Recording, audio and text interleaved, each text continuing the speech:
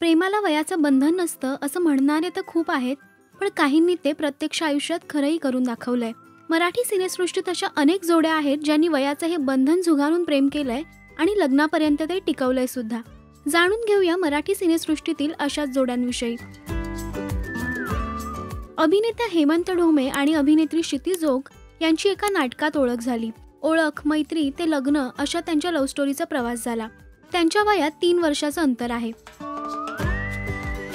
अभिनेते प्रसाद ओक आणि त्यांची पत्नी मंजिरी ओक यांचाही प्रवास काहीसा असाच आहे. प्रसाद यांच्या एका एकांकिकेत मंजिरी यांनी काम केलं होतं.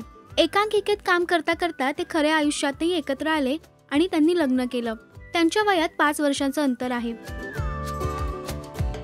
अभिनेते सुबोध भावे आणि अभिनेत्री मंजिरी भावे यांची लव्ह स्टोरी तर खूप इंटरेस्टिंग आहे. शाळेत असल्यापासून सुबोधचं मंजिरीवर प्रेम होतं. त्यांचा शाळेपासून लग्नापर्यंत झालेला प्रवास अनेकांना प्रेरणा देणारा आहे.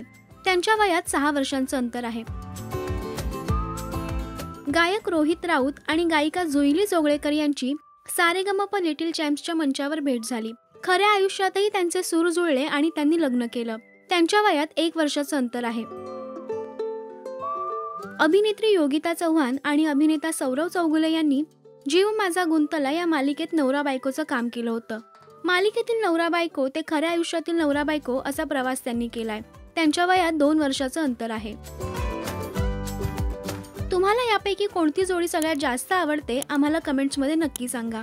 मराठी सिनेविश्वातील बातम्या, अपडेट्स आणि गॉसिपसाठी सबस्क्राईब करा राष्ट्रीय मराठी.